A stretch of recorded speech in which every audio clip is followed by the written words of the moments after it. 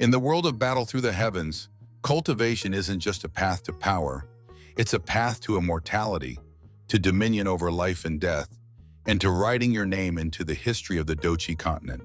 But among all the stages, few inspire as much awe, reverence, and fear as the Dou Sheng realm. Amon Baum, the saint stage. And when we talk about saints, one name blazes brighter than all the rest, Xiao Yan. His journey to the Dou Sheng realm isn't just another cultivation breakthrough. It's one of the most legendary moments in cultivation history, a feat that shook empires, silenced enemies, and announced to the world that the boy once mocked as a cripple had become a force that even ancient clans had to respect. So today we're diving deep. Not a surface skim, but a full exploration of what the Dou Sheng realm means, why Xiao Yan's ascension was different from anyone else's, and how his story became the turning point for the entire Dou Qi Continent. Strap in, because by the end of this, you'll see Xiao Yan's Dou Sheng breakthrough in an entirely new light. First, we need to understand why this realm is so special. The Dou Sheng stage isn't just another level above Dou Zun. A saint is someone who has stepped beyond the limits of mortality. Their Dao Qi transforms in quality, becoming divine in nature. A Dou Sheng no longer merely wields energy, they command the laws of heaven and earth. Their presence alone can warp the battlefield. Their aura can suffocate armies. With a wave of the hand, they can topple mountains or turn seas into dust. And most terrifying of all, a Dou Sheng controls domain suppression. Lower-level cultivators simply cannot resist their power. Even other high-ranked Douzuns who might have ruled small kingdoms become ants in front of a saint. This is the level that ancient clans like the Hun and Gu build their entire power around. It's the level that determines whether your faction lives or dies, which is why Xiao Yan's breakthrough was not just about his personal journey, it was about the fate of everyone connected to him. So how did he even get here? At the time leading up to this breakthrough, Xiao Yan wasn't standing in glory. He was under crushing pressure. The Hall of Souls, the Hun clan, and countless enemies were watching him, waiting for him to fall. His teacher, Yao Lao, had finally been resurrected, but their enemies had only grown fiercer. The continent itself was on the edge of chaos, and Xiao Yan, he had reached the pinnacle of Dusun.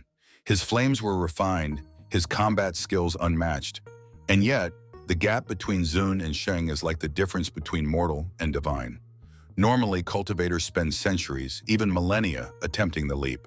Many never succeed, but Xiao Yan wasn't given the luxury of centuries. He needed strength now, and fate, as always, handed him one impossible chance: the Bodhisattva ancient tree.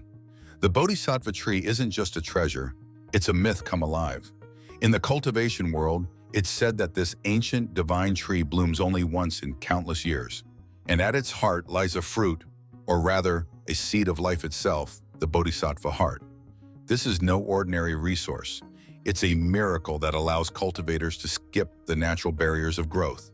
In simple terms, the Bodhisattva heart could push a cultivator across the divide between Zun and Sheng, even bypassing the half-saint stage entirely. When Xiao Yan obtained it, it wasn't through luck alone. He endured trials that would have broken lesser men. The Bodhisattva tree was heavily contested.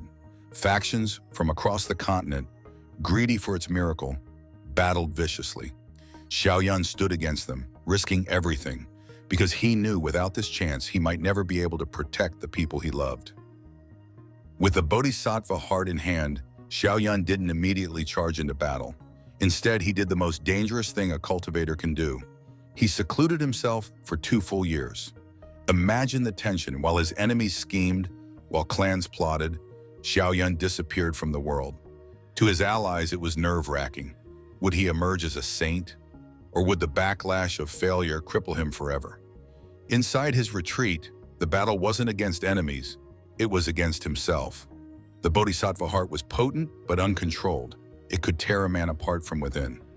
Xiao Yan had to fuse its essence with his flames, stabilize his Dao Qi, and balance the storm raging in his meridians. Day after day, he walked the edge of destruction. But Xiao Yan wasn't alone. He carried the will of his teacher, the faith of his companions, and the burning determination that had carried him from being a ridiculed youth to the most watched figure on the continent. And then, the miracle happened. The heavens themselves seemed to respond when Xiao Yan crossed the final threshold. One moment, silence. The next, the skies roared. Lightning surged across the heavens, not to punish him, but as if to announce the birth of a new saint. His aura exploded outward, shaking the Dou Qi Continent. Even the most secluded powerhouses paused, their hearts trembling. Xiao Yan's flames transformed. What was once a terrifying arsenal of heavenly flames now burned with divine brilliance. He had fused not just power, but law itself. His body, soul, and Dou Qi aligned into one seamless whole. He was no longer merely a douzhen playing at godhood. He was a saint, untouchable, overwhelming, radiant. And he hadn't even gone through the half-saint stage. He leapt directly, thanks to the Bodhisattva heart, a feat so rare it borders on impossible. When Xiao Yan emerged, it wasn't just his allies who cheered, it was his enemies who panicked. For the Gu clan, the Yan clan, and the Yao clan, it meant their greatest hope had finally risen. For the Hun clan, it meant their plans just grew 1,000 times more dangerous. And for the Hall of Souls, who had hunted Xiao Yan like prey, it meant the hunter was now staring down the barrel of a god. A saint in his 20s? This wasn't just history, it was prophecy fulfilled. Now let's talk combat.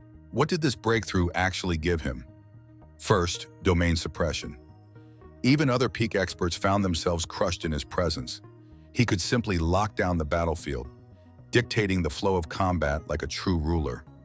Second, flame mastery. Xiao Yan's heavenly flames weren't just destructive anymore. As a saint, he could combine them with the laws of heaven and earth. His signature techniques, like the flame lotus, reached devastating new heights, capable of wiping out entire armies. Third, immortality of presence. At the saint stage, one no longer fears ordinary injury.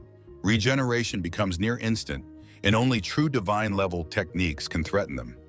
Xiao Yan could now stand against the very best the continent had to offer. Now here's where it gets fascinating.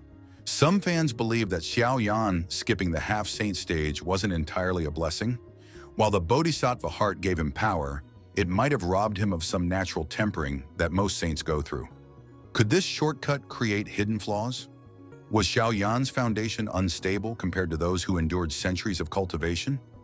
Others argue the opposite, that Xiao Yan's breakthrough was destiny itself, that his flames, his struggles, and his unique path meant he was always meant to bypass the ordinary.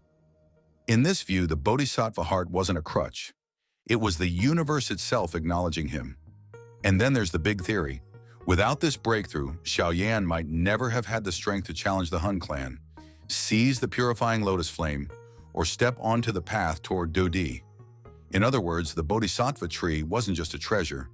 It was the hinge upon which the entire fate of the continent turned. Xiao Yan's ascension to Dou Sheng wasn't just about power. It was a symbol. A boy who had been abandoned, mocked, betrayed, now stood as a god among men. His journey became proof that fate can be defied, that willpower can overturn the heavens. And make no mistake, the Dou Sheng realm was only the beginning. From here, Xiao Yan would blaze forward, taking steps no one thought possible, pushing toward the ultimate dream, the Dou Di realm. But for everyone alive on the Dou Qi Continent, the day Xiao Yan walked out of seclusion, wreathed in divine flames, was the day history changed forever. If you enjoyed this deep dive into Xiao Yan's legendary breakthrough, make sure you smash that like button, drop your thoughts in the comments, and subscribe for more lore breakdowns that take you right into the heart of your favorite Donghua worlds. Tell me this. Do you think skipping half-saint was a hidden danger for Xiao Yan? Or was it the proof that he was chosen to rise above all others? Because next time, we're diving into something even more explosive. The truth about the purifying lotus flame and why it might be the single most important heavenly flame in the entire story. Stay strong, stay curious, and I'll see you in the next one.